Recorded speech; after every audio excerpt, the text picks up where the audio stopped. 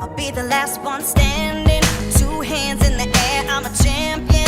You'll be looking up at me when it's over. I live for the battle.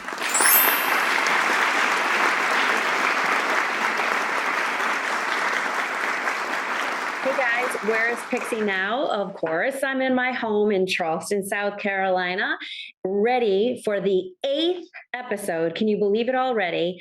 Of Spiritually Speaking with Pixie Paula. And I am so delighted and excited for lucky number 8 today to bring you one of my dearest friends who is a delight from head to toe. You are in for a real treat. So hang onto your seats as I bring you one of my greatest mentors, spiritual advisors, sisters. I can't even tell you, you're going to be so excited. Miss Marjorie Kouns. Hello, darling. Hey, corazonito, how are you? Oh my gosh, hugs. And 8 is the luckiest number ever. We know about numbers, right? So Yeah. what does 8 mean for you? Just curious that you say that. Oh my gosh. Well, just the symbol itself, the visual, it's equal sides. It's got an hourglass type shape. It does have a bit of an infinity if you want to really go pretty quantum physics. And it's even on each side, so it's balanced. So it's yin and yang. You know, and so I didn't even realize this. When I signed Pixie Paula, you know, underneath I signed the infinity signal because that's my insignia is the infinity sign. And I never really thought about it from being the 8. I'm so used to, you know, doing just but you're absolutely right. So well, I'm even happier because my voiceover and stage name is Ocho. So I usually go by Marjorie Ocho Kouns. Oh. And Ocho in Spanish is, of course, the number 8. Hey. So I do not even know where to begin to let this audience know about all the amazing things that you do, because you've lived an outrageous life. You've created a magical journey for yourself. And from the day that we met, years and years ago, we talk about this a lot, right? We were flying together in first class, of course. And so we got, you were willing to listen to me. And I just was all ears because I was so fascinated by everything that you had going on. For example, just being able to speak on this podcast. It's like one of your gifts is speaking and your specialties, of course, too. Do you want to just start right in with there and then we'll just touch on everything? Oh my gosh. I love these kinds of things because, you know, I could start with that whole list, but I'm just positing a question to your listeners and your storytellers, because I'm a storyteller, and whether it's verbally or visually or kinesthetically, I'm like everybody else. I'm a storyteller, and I'm here on this earth to tell a story. Now, sometimes I don't quite know what that story is going to be. Sometimes I make it as an art form. Sometimes I produce it as a performance. And sometimes I do the recording like what we're doing right now to educate and inform others of those stories. But I think I got that impetus when I was a little kid. When I grew up, I was the youngest of 3. I had 2 older brothers. I grew up in the suburbs of Chicago, Melrose Park, Illinois, and it's the runway of O'Hare Airport. And so we used to wave at the planes coming in, thinking they could see us.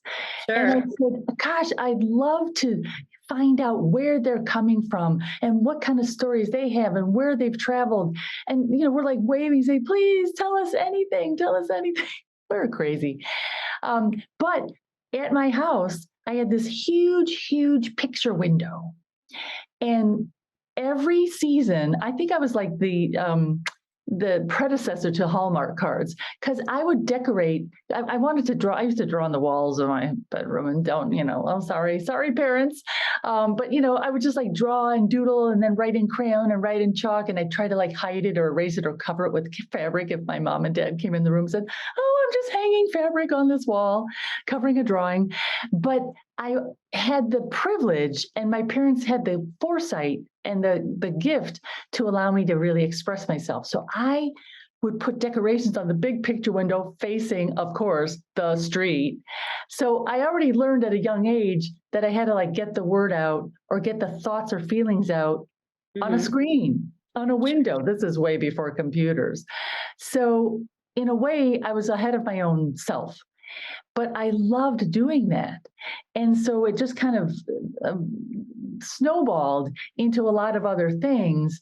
But then I got so excited about creating and contributing and how I could make a daily activity or something that's very almost banal be exciting and maybe ignite somebody's creativity in them, even if it's just for one experience. If they saw a performance or heard a story or were at a church service hearing a passage from the Bible or a sermon or a song, and it just moved them because one of their parishioners sang it, then my job is done.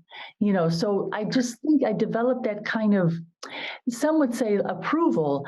I think it was more of an engagement with others, and I didn't know how to articulate it verbally, so I chose to go the visual route initially as an artist or as a creator.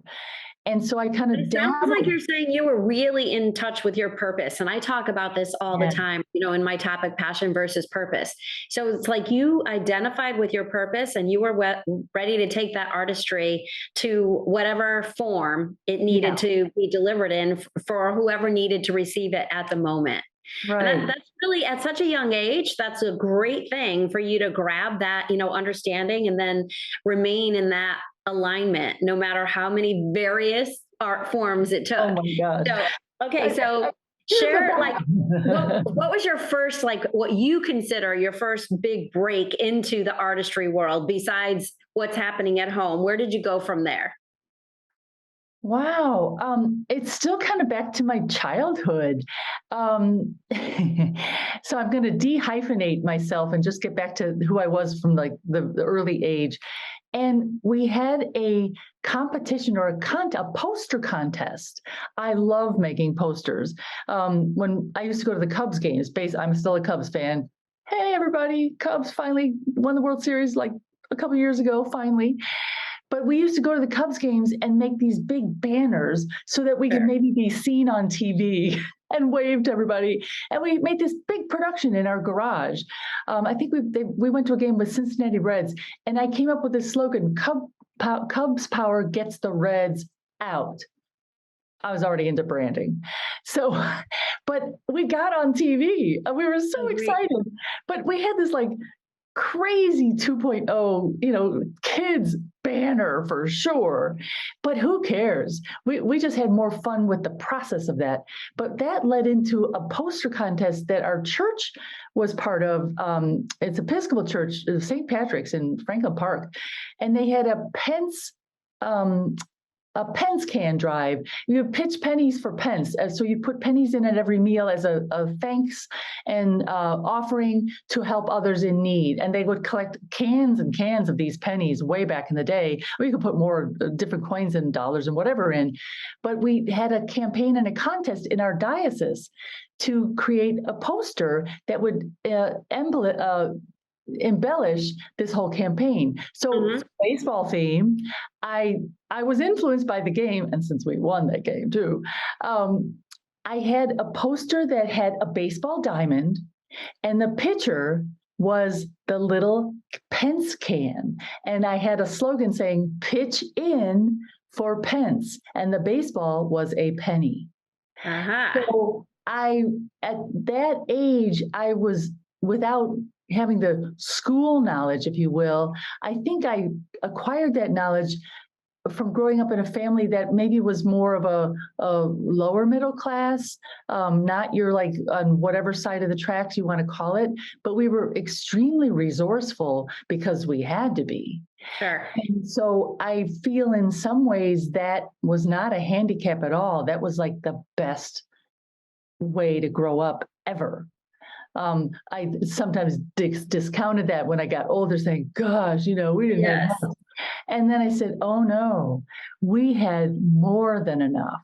Sure. We just didn't know how to apply it all. And I'm still figuring that out. out, right? It never ends. Like, We're on a like journey. you, Paula, with all the Pixie, Yeah. I can call you Paula still, but Yeah. with all the hyphenated endeavors and businesses and, just family life and community that Yes. you created, I said, in a way, from nothing. Yeah. So yet there was a seed planted, because Sure. I've known you enough, and I was like, she had this all along. She was just planting the seeds in the wrong pot. I was like, there you go, move it over and put it in this one. It's so true. We have to find our way. Okay, so now you're creating these slogans. Yeah. You're out there falling in love with, hey, this is pretty cool. Yeah. You're seeing, you get on TV, so you get some press. Yeah. And that drove to what next step? Oh gosh, man, this is, well, high school, my gosh, I was in a lot of plays, like a lot of us in high school drama and things, but I did the infamous Emily in our town. And I remember I got more into theater, and I joined Thespians and was part of the drama group and the guild. And I remember auditioning for that. And I do remember something that I just like erupted in tears. We had to do a crying scene. I'm like, I don't know what I'm doing with this, but I just found something really, really sad, dark, lonely, something. And I couldn't stop crying. And I was so caught up in that moment that, we didn't even finish the scene. And the director goes, great, you've got the part. So I kind of bit the bug with the physicality and the human side of expressing in that form. So there's another hyphen going in there. And I was still into posters. So I made posters for the show. I still have about 20 of them. Actually, my middle brother, William, has them in archives in Berlin and Germany. And I used to do before graphics, folks, they had what they called silk screen. What's that? Where you basically cut into almost like a stencil, burn that image with lots of chemicals. Oh my gosh. I think I have 2 brain cells left in my head. But I made all the posters for all the school programs and campaigns.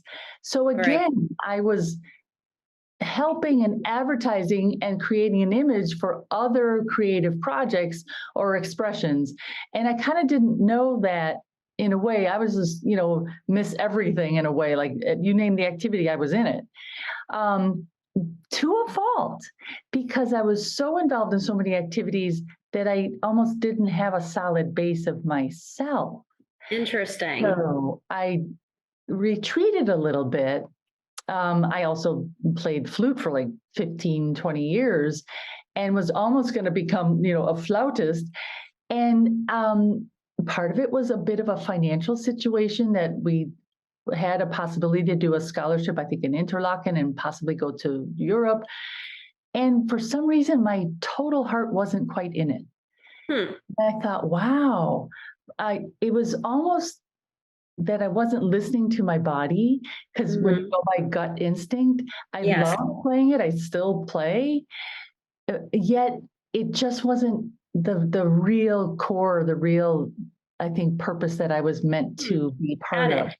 But I don't know how come I didn't know that about you, but that's amazing. I love the flute. That's just awesome. It's fun. And one of my best friends from high school, Nancy, I'm still in touch with her, and she still plays flute she's a cantor also. And so and with all my other, most of my high school friends, I've stayed in touch. So we're kind of like this goddess group. We call ourselves the goddesses. Yes, of course. We are. So from that, though, it springboarded. I was a drum major for our band at school, and I went to drum major camp, and I learned how to chart all the formations for. Okay. And that's quite a skill too. It's like, sure. I forgot the football fields have a bit of an arc to them. So when you design stuff, if you design a flat out graphic or drawing on a football field, it's going to look warped, because you have to allow for it's a bit of physics too, but you have to allow for the rays of the ground in the middle. So I was like, I had no idea about that until I started doing these charts and drawings. I'm like, oh, that doesn't look like a bell. That was a big 0 on the football field. Man, I'm a 0. But from high school, though, I studied Spanish. I'm fluent in Spanish. In fact, I do a lot of voiceover and TV roles in Spanish. But that was from the musicality. I have a good ear for languages. I have to thank my grandfather, who on my mom's side was Greek, and he spoke and taught 9 languages. It's amazing. And so I know I got that genetic gift from that side of the family. I think when you're fluent in languages too, it also comes from that sense of spirituality or connectedness to the whole, right? Like somehow you're just feeling the energy, and it's just easy to pick up and speak languages for some. Others, it's so hard. Yeah. Right. But if you're kind of in tune with the energy, I don't know, sometimes I feel like I'm talking in tongues, right? It's like, I just want to let the language out. And it really does, though. I think once you get to a point of almost what I call surrender, because sometimes people try too hard to learn most anything. If you're trying so hard, you're almost making it certain or being a perfectionist, and that has its merits only to a fault, because if you're trying to make it work, you can't force a cocoon to turn into a butterfly. Yes. It's ready. So for our listeners, you mentioned voiceover. Can we talk about voiceover and what that experience is like? I know here we are, we're on a Zoom, we're talking into our microphones, right? But that's not quite the same. No. What is voiceover consist of, and what was your experience there? Oh my gosh, I do some real fun stories on that. Well, again, voiceover is spoken word narration. So in essence, you are talking, whether it's on a podcast, on the phone, or on hold messages, for a museum tour that you hear when you click on your iPhone and you click the pod or the QR code, whoever's talking there, that's a voice actor. So all the airlines, when they make the announcements, ladies and gentlemen, here's how you fasten your seatbelt, all voiceover. The subway stop, the audio recordings you hear is please, stay away from the platform, but watch the closing doors. That's all a voice actor who's recorded sentences, how to use an EpiPen if you've got a young child or someone who has a allergy condition, and they describe that on a video or explainer videos. Those voices are voice actors, voiceover artists. Documentary films. In fact, my first job as a voice actor, it's one step before that. In college, I went to Illinois Wesleyan, and they had a radio station. I'm going to say almost 80% of voice actors have had some element of radio in their lives, and probably 50%, but they've all been some element in radio, whether it's on the marketing side, the DJ side, the announcer side, promo side. And we had a station called WESN, 88.9 in the Sahara Desert on the dial. It was like at the far end of nowhere. So it had like very few megahertz. We had to get a radio license. I think I was a third class radio operator. I had to do that to be on the air. But I got the newbie shift, the graveyard shift of like midnight to 3 a.m. I was like, who's going to be listening at that hour? And then I said, but that's great, because I can learn how to do all this. And if I make any goofs, I don't think anyone will be hearing me. So I had a segment called Just Jazz. And so I love jazz, that whole element and the scat and all that sort of thing. And I picked up an album. This is when they had records, not tracks or iTunes or anything, or Spotify. We had real records. We had to cue them up and give some announcements, give some advertisements. And I played, it was with Stanley Turrentine. Now, that was not his name. And so I'm from the Midwest, like, I don't quite know. I said, oh yeah, Stanley Turrentine. It looks like a tine. And the phone rang.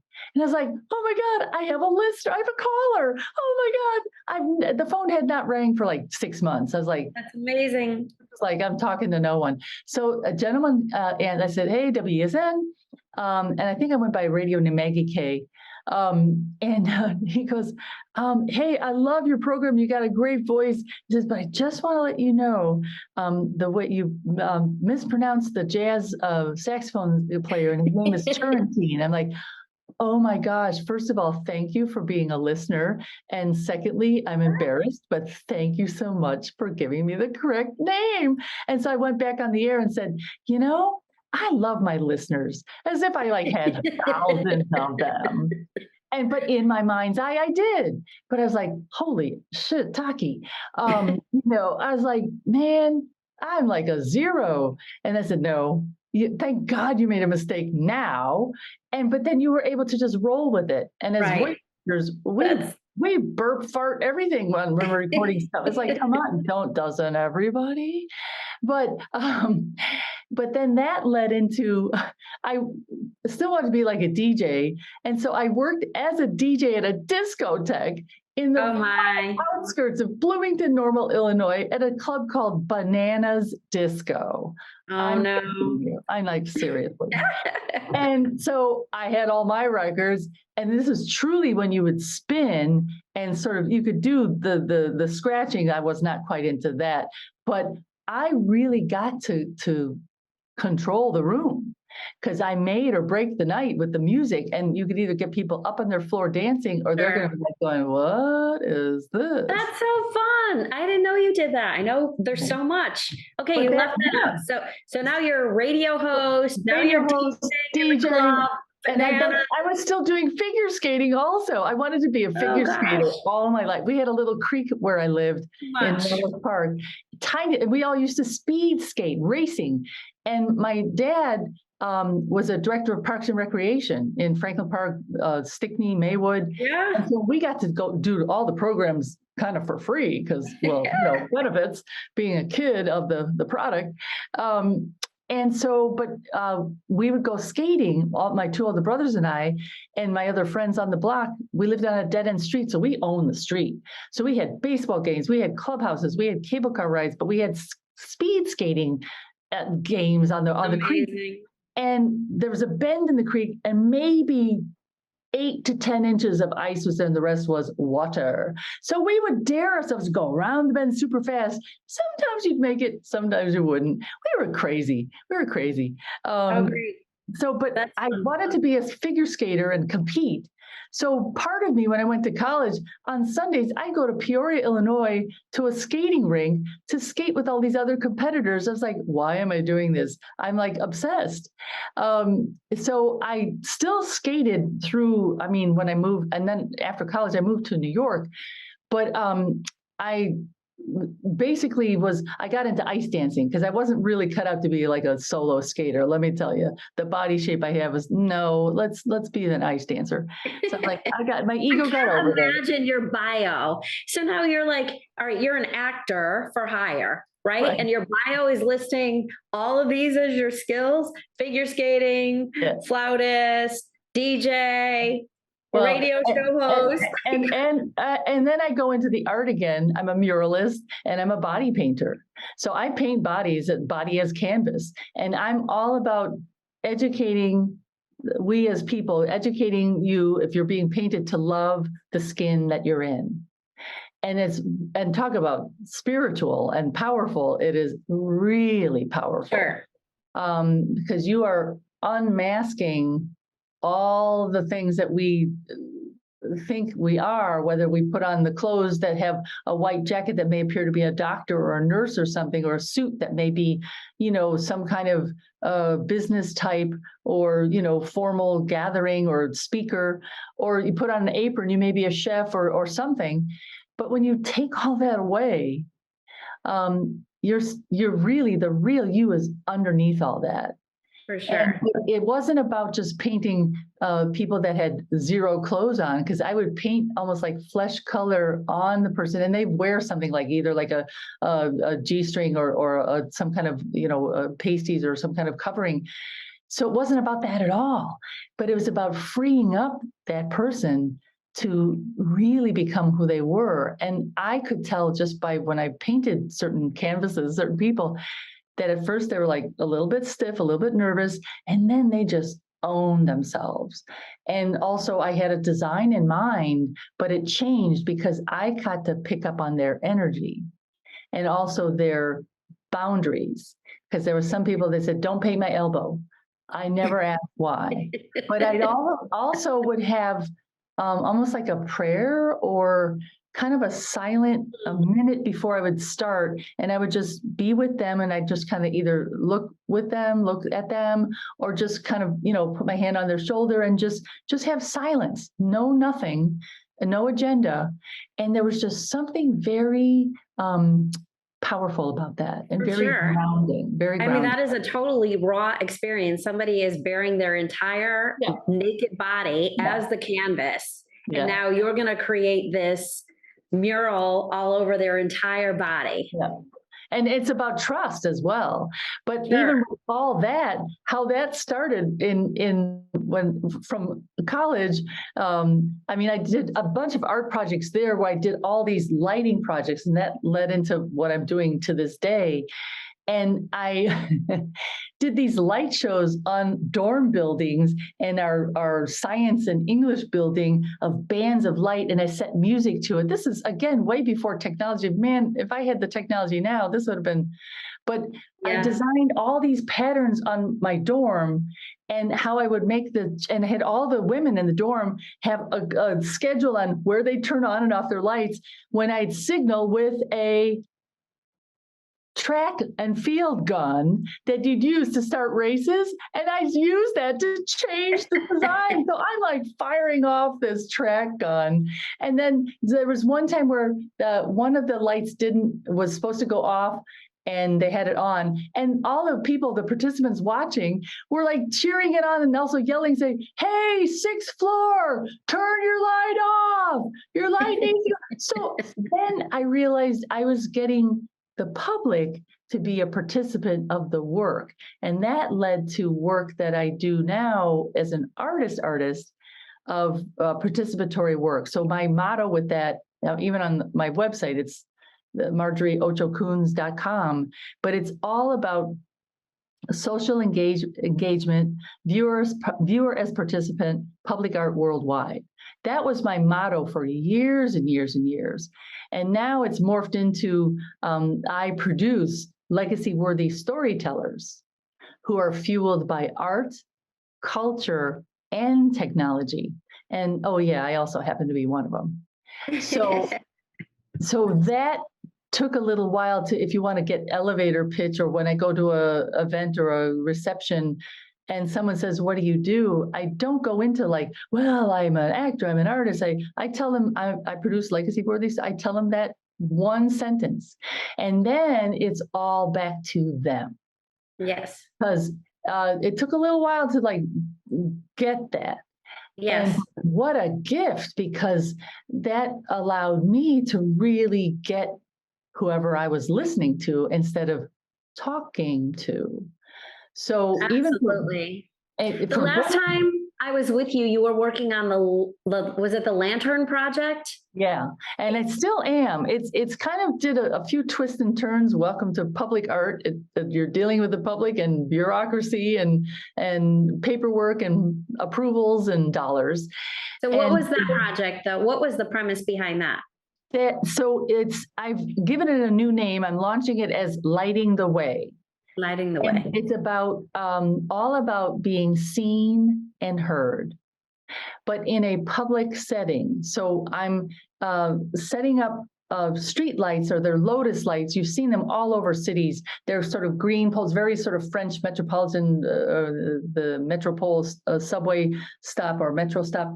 They're beautiful, like lotus kind of design, and but I'm covering them with empire-style lampshades that are quite whimsical colors, and basically they're like making someone's park an outdoor living room. Oh, nice! A reading lamp. The premise behind this, though, I did these in Times Square initially, and then I did a whole series in Washington Square Park in New York, and now I'm augmenting this series and want to get it launched here in Atlanta, where I am now.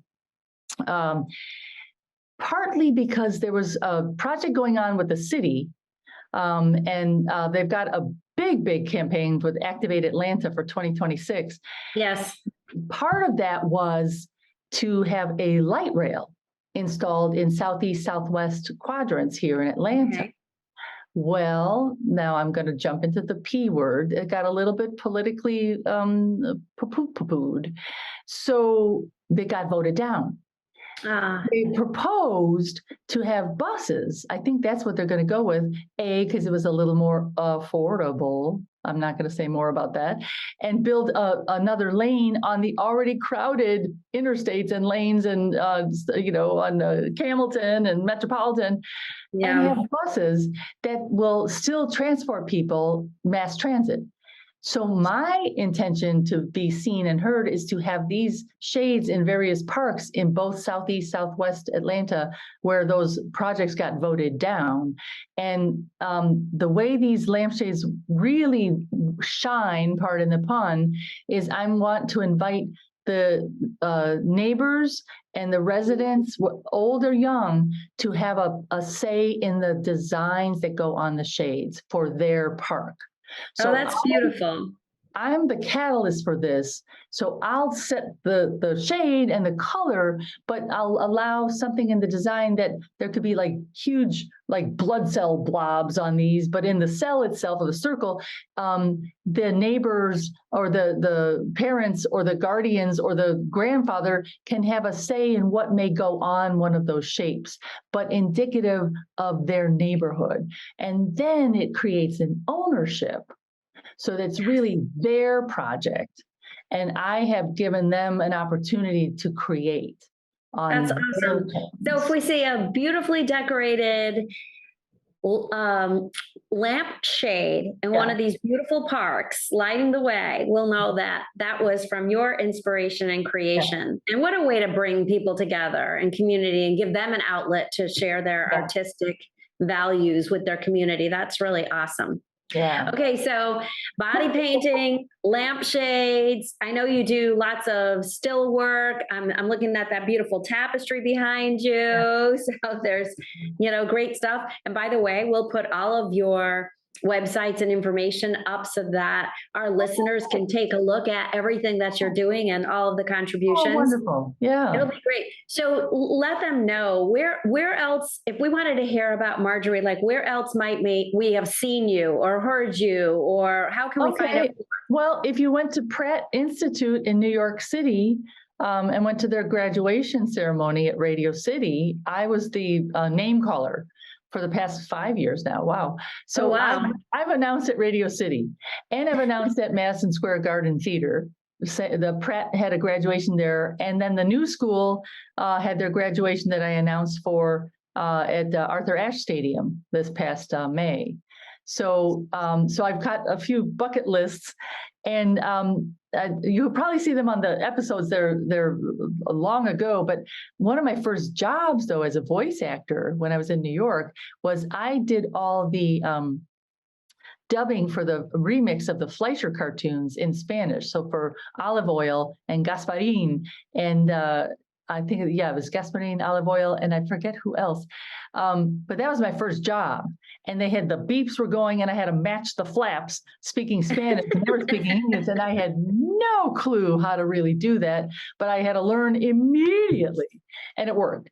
But then for fun, I went to take a voiceover class, like, so you think you could do voiceover? How do you think you're supposed to sound for this? And then the coach would give you some direction and adjustments, and you're like, oh. And I'll tell you, it doesn't feel like work. So I auditioned once I had in Spanish, and I think that's how I got the Ocho name, because I was not getting work in Spanish by the name Marjorie Kouns. As soon as I put in the word Ocho, then people said, oh, you speak Spanish? Well, yes. And then they never hired me for English because I thought I only spoke Spanish. So I'm like, oh my gosh, whatever. But I auditioned, one of the, was for singing Happy Birthday in Spanish. That was one of the scripts you had to do to hear how you sing. And then we said something else in Spanish. And I had no idea what it was for, because they sometimes don't announce it until you get either a call back or on hold. And I remember sitting on a sofa at Atlas Talent with oh my gosh, now I'm bad at her name, and she was on In the Heights. Oh my gosh, she's played the auntie, man. And she was also auditioning for the same roles. And I said, I've arrived. I said, because I'm here with the people that are just doing stuff on Broadway and all this. And I remember I got a call about a week after, and they said, well, we've got you on hold. And I said, well, what does that mean? So they are hiring you, but they don't know which role they're going to give you. They want you on this show. And I said, well, what is it? And they said, well, it's an animation show with Nickelodeon. I said, well, what is it? And they said, it's Dora the Explorer. I said, what? So I got to voice about 6 characters on those episodics. Oh my gosh, I know. But with having so many children, it was always Dora the Explorer. Yeah, so that was just beyond fun. And there were That's amazing. So when you say 6 characters, you had to play more, you had to change your voice to match all of those characters. Yeah, I mean, there's a couple different episodes, but yeah, because there's 6 different characters, people. I mean, I was like Rocinante, the flying horse, and Signora Gigante, this tall woman, super tall, like 3-story tall woman that had hair that birds flew into. So, mi pelo, So, I was, and I have Dora help me, and then I was the hairy trees, Locke, and the castle walls. So that's amazing. Would you have to play more than one character at a time in the same voiceover? Sometimes you do. Oh yeah. But so you're just switching your voice off according to the text.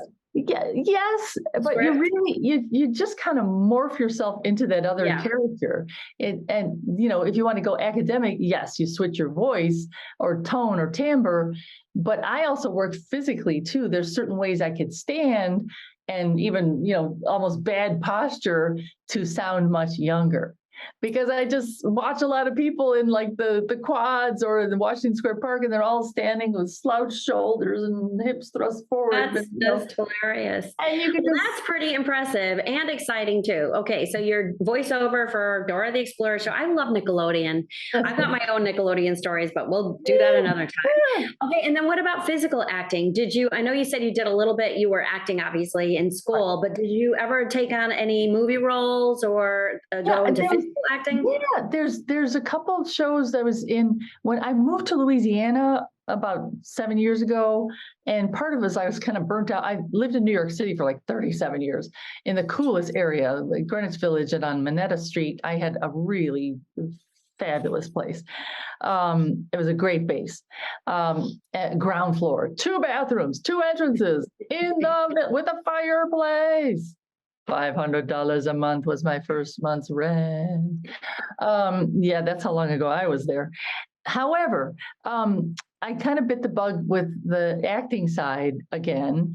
But when I was moved to Louisiana, I said, I'm going to do a little business head here. I'm going to move to a place where I'll be a big fish in a small pond.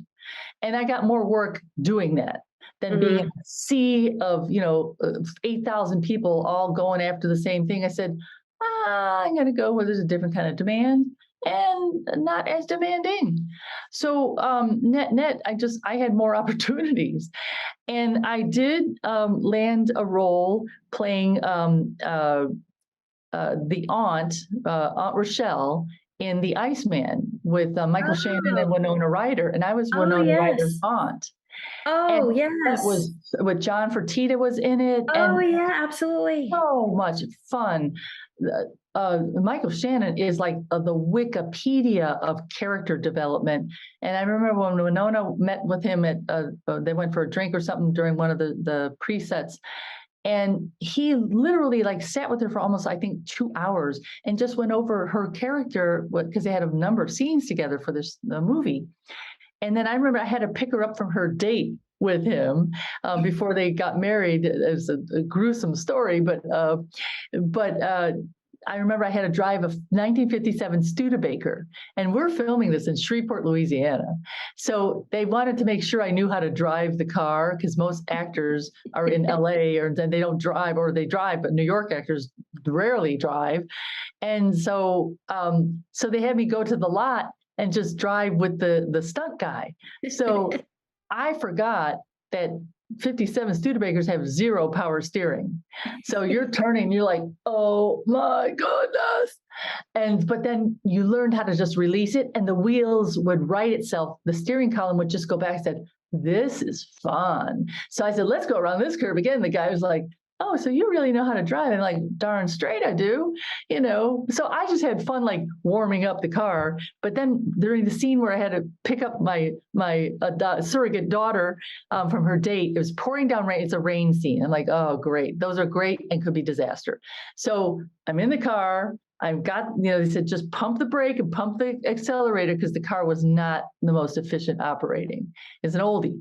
So I'm getting ready. She's getting in the car. I, you know, to say, so how was it? Blah, blah, blah. And then I start to go and the car dies. Oh, I'm like, no. oh my God, that's like $10,000 just wasted on that scene because they had a cut. And I was like, I didn't do anything. And I was like, oh my gosh, I'm just a pixel. And, you know, I've got the shadow of me, and it's, you know, they focused on Winona, but I was like, no.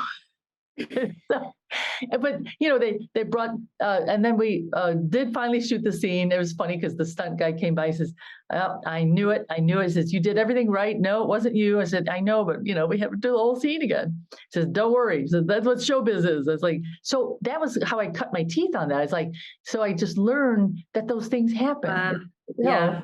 But I remember when we drove through and did the scene, I drove to the end, and I will say, I on a podcast, I'll say it. I forgot that my mic was still hot, meaning it was on. So you know, they put a little lanyard in you and all that. So we're driving and we finished the scene, and I said, so did you have a nice time with him? You know, and I forgot that we were still live, you know, we weren't being taped, but I was like, and she just like glared at me. She goes, and I thought, oh, we're not supposed to be talking. So I'm like, I'm new. But at the same time, when on the drive back, because the stunt guy drove us back, not that he didn't trust me, but it's like, that you just do that. So they make sure the car's ready, running, and then you just drive it 500 yards. But she explained to me what it was like to work with Michael on the way back. So I got this golden moment of hearing their discussion. And it was that was priceless. And one show I was in recently, though, was a TV episodic called Dwight and Shining Armor. And so I got to play one of these senior citizen ladies with two of my other ladies who invested in this guy who had this schlop restaurant of, you know, horrible meats and animals that whatever they cooked and made. But they were under this great review by this renowned critic. And we were all investing in this guy because he's young. He's this Italian stallion guy. And we're just like in love. But, you know, we're like 50 years older than this person. So it was just this funny, out of control scene, a couple scenes like that. But those are fun too, because you just, you know, you go a little bit over the top, but that crew was great to work with as well. So the stories just must be endless. So what's next? What's the thing you want to accomplish right now? Sleep. I know. And thank you so much. This audience does not know. Listeners, this young lady is operating on about 4 hours of sleep. So between going from one job to another and then being a dear and agreeing to chat with me today on this episode 8. And I am so over the top. Like, we can't even plan this. Like, you know, we're sitting here like, great. And I'm like, how did I miss this? It's like perfect. We will never forget that Marjorie Ocho Kouns was episode number 8. It's awesome. What is it? The thing I'm doing next, oddly enough, I know this is another hyphen. You're going to go, what? I also work the morning watch talk about voiceover skills. But I serve the citizens of Atlanta at our communications dispatch at 911 for the Atlanta Police Department. So I work the morning watch as a call taker, and I'm the one that you may hear. Hopefully you'll never have to call, but if you do, we're there for you. And you'll hear someone like me go, Atlanta 911 operator 7913, what's the address of your emergency? And so I take those calls, and then we send them out to the dispatcher, who will then send it out to the units and or ambulance or fire that will address the needs that you have. And I can't tell you how, talk about spiritual and talk about someone being seen and heard in a very, very compact moment. It's like you don't have any time to like, hey, how's the weather? How about those Braves? No, they're in an accident, or, you know, they're having chest pains or something, or their daughter ate something and she has a allergic reaction. So, or their child's missing, you know, or their father's missing, or the grandmother walked down the street and they don't know where she is. So we get it all. Yeah. This is amazing. Yeah. This is like, it's the role of a lifetime, right? You're scripting, you're interacting, you have to, I would imagine you've memorized a lot of scripts, right? But you are the lifeline to these people. Yeah, we're really, in a way, we're now listening to stories. So from being a storyteller, now I've retrained myself to be much more of an active listener, because that's so important in all this day and age. But it's just so vital to really hear other people, really, really hear what they're saying. Don't just look at your cell phone and, you know, text that person. Really have that human, you know, I mean, even though we're on the phone, but you can definitely hear and get a sense of what's, you know, what really the request is from that caller.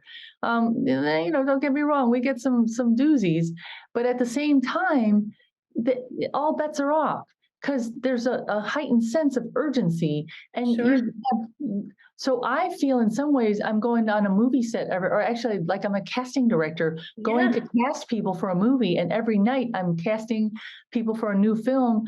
I don't know who we're going to get, but they're all going to get roles. They're all going to get served, and they're all going to get moved into that conduit, what I call really like that spiritual street to be served. And whether it's by the city, you know, services, or just that human voice that's still on the other end to hear the call. Amazing. You know. Oh, what a perfect completion, right? To the figure eight. It's like it's a complete parallel to, you know, how you started to where you've ended, and what all of your journeys have crafted for you to give you these skills and this expertise. And it's just like, this is incredible. I have goosebumps because I know your heart, right? And so I could just envision you at the other end of this phone call with somebody's life in your hands.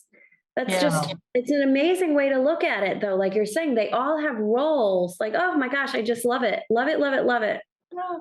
I mean, and I since I speak Spanish, I do speak some Mandarin, but I've had, you know, an opportunity to help this citizens who do speak the Spanish language in times of need like that. So I'm, you know, got certified to do that.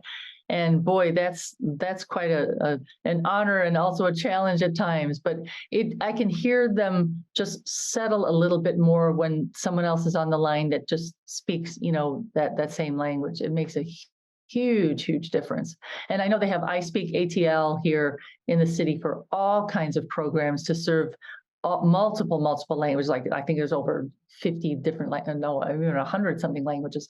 But they serve the city with all dialects, all languages. It's quite a program that was set up. But yeah, and I mean, I have to say, when I was on that plane flight, because I never fly the same again. I just think, am I going to meet another Paula? You know, and so it just also goes to show you that, again, when I was really listening to you, and I said, gosh, this woman, there's something about her that I don't know, but I know that that's someone that's going to be in my life for a while.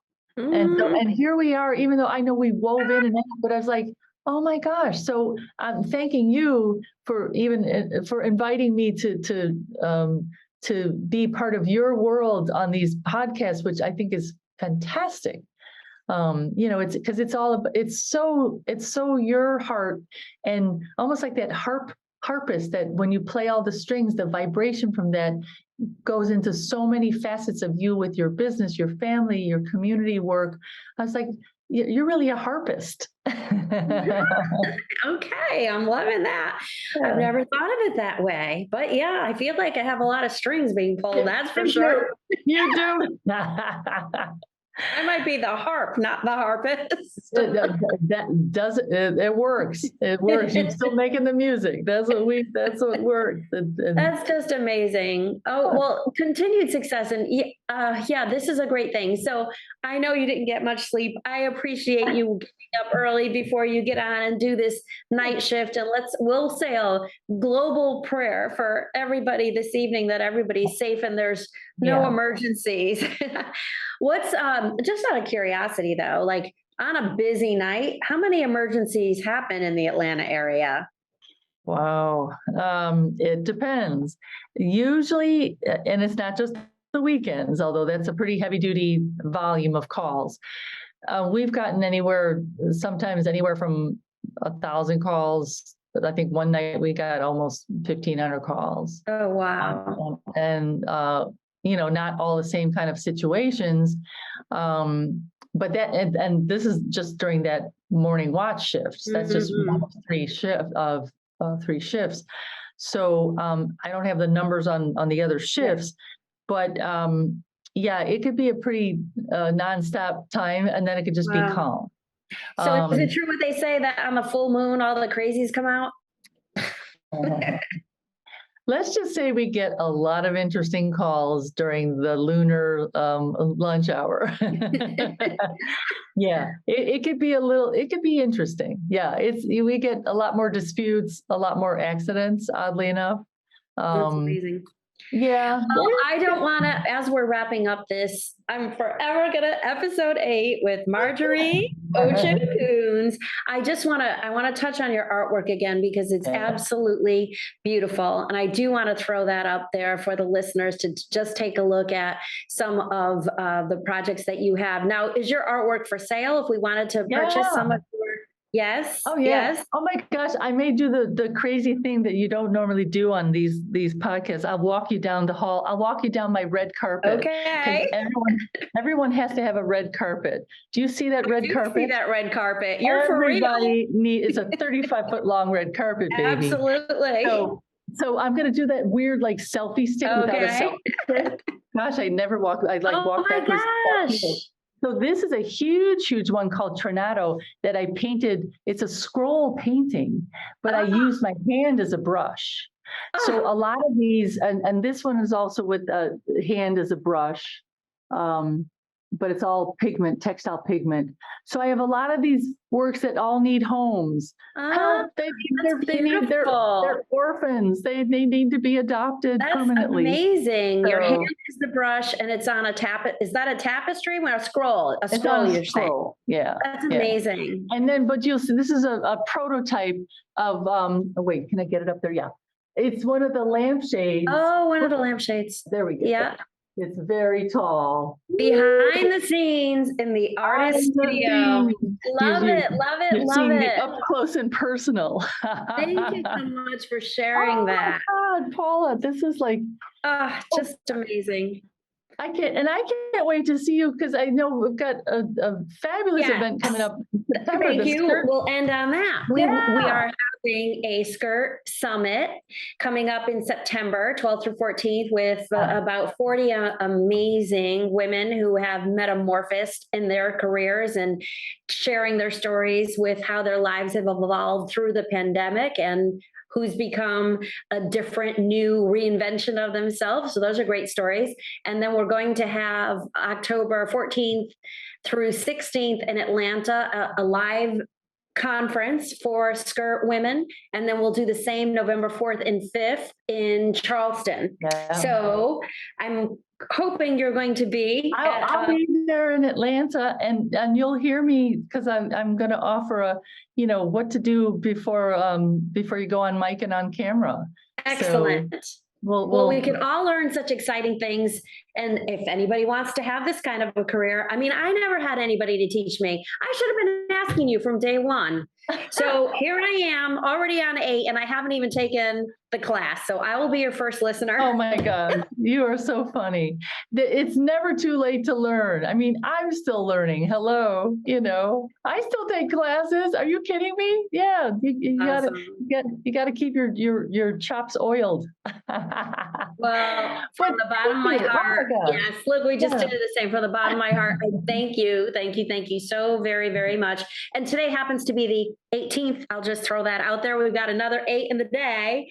So thank you for sharing this time. This is spiritual, wonderful, beautiful moment. My mood ring is all turquoise and blue. So it's all into the metaphysics and the space of tranquility. And I thank you for that. I had a hairy day earlier, so I've been moved into tranquility. Thank you so much. And I appreciate you. Again, this is the 8th episode of Spiritually Speaking with Pixie Paula. And we are so delighted that you shared this time with us, and we will see you again next week. Glutathione is a big word. It's the body's own master antioxidant. It's a scavenger for free radicals, bacteria, and viruses. There are no products in the market with the ingredient NASET. NASET increases the production of glutathione that's in our body already to strengthen and enhance our immune system, elevate sense of well-being, support muscle strength and endurance, cognitive function, and liver support. It helps with increased energy and blood sugar regulation. Get your bottle of GSH Plus from www.salvationnutra.com.